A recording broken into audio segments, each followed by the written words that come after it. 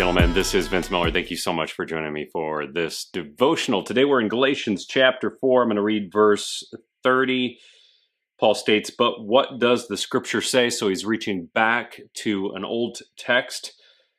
Quote, "Cast out the slave woman and her son, for the son of the slave woman shall not inherit with the son of the free woman." So yes, this appears a little cryptic here, but the quote is a comment made by Sarah in Genesis 21, verse 10. So way back at the beginning of the Bible.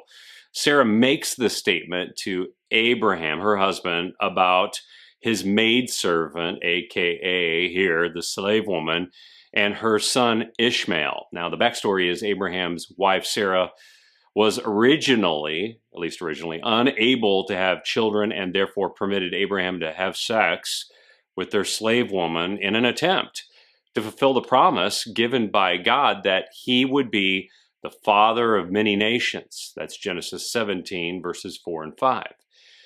But as we know, this little human attempt here to accomplish a divine promise was futile. Not only did it not work out, but it ended up wreaking havoc on the world even today. Now, in the same way, Paul says that our human attempts at divine salvation are only going to wreak havoc on our salvation because salvation is God's burden to bear.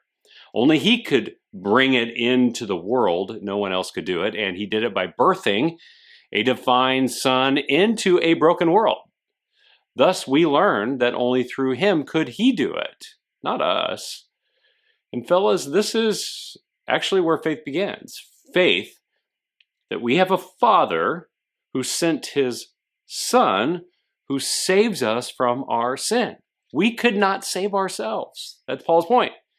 And this is the good news of Jesus Christ. Yet to have this kind of faith, we have to cast out an idea, only one, that we could ever in any way save ourselves.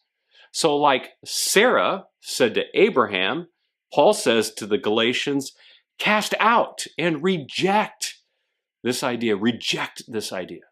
Believing in any way that you can save yourselves is not faith in God.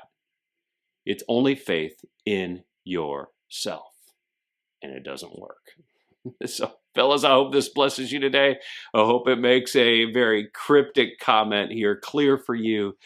And I pray that you'll act out in faith in God today, not in yourselves, because God's got this, not you. I love you guys. Thanks for joining me today. If this has blessed you, then share it with someone you know, and I'll see you right back here again tomorrow.